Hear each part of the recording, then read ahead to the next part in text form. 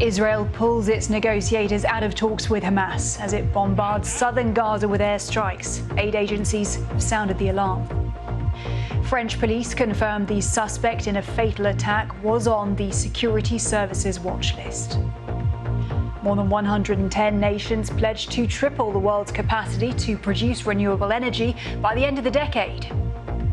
And Gloria Steinem sits down with the BBC to discuss how feminism has changed over the decades. Turning now to the Philippines, where evacuations are underway after a strong earthquake struck the southern region of Mindanao. The major quake triggered tsunami warnings across the country as well as in Japan, though a US agency said that the risk of a tsunami had now passed. Still, though, evacuations were continuing in the Philippines, where there was no initial reports of significant damage or casualties despite continuing aftershocks. People across the country were seen rushing out of buildings and standing in open areas after the powerful tremor. Witnesses said that the earthquake lasted for about 4 minutes, with a US Geological Survey measuring it as a magnitude 7.6. First, we want to bring you some breaking news. Police in the Philippines saying that 3 people were killed, 9 were wounded in an explosion at a Catholic mass in the gym of Mindanao State University on Sunday morning local time. That is in the southern city of Marawi. It's unclear what caused the explosion. Well, the government of the Lanao del Sur region posted several images of the governor at the site of the explosion and visiting people who were wounded and being treated in a nearby hospital. In a statement, the university said, quote, "We unequivocally condemn in the strongest possible terms this senseless and horrific act and extend our heartfelt condolences to the victims and their families." They added that they will introduce additional security and will be suspending academic activities for now.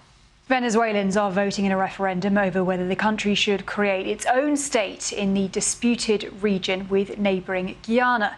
It's a move denounced by Guyana as a step towards annexation, raising concerns in the region of a possible military conflict.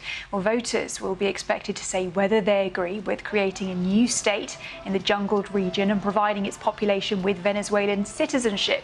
The region itself has long been the subject of a territorial claim by Venezuela, but the leftist government under Nicolas Maduro has taken heightened interest in it after oil deposits were discovered offshore in 2015, which has boosted Guyana's economy.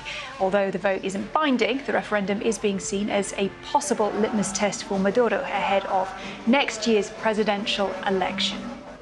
Well, turning now to the UN Climate Summit in Dubai, where leaders have made more promises to combat climate change. And while the day prior focused on food production's contribution to global warming, the focus of the most recent talks shifted to renewable energy.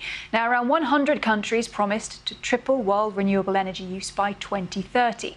Additionally, 50 oil and gas companies, including Saudi giant Aramco, pledged to stop adding to planet-warming gases by 2050. Now, that pledge, however, only covers emissions from production, not the burning of fossil fuels themselves. And critics say that the promise would not meaningfully tackle climate change. But countries pledging to triple renewable energy at the COP28 summit said it would help remove fossil fuels from the world's energy system by 2050 at the latest.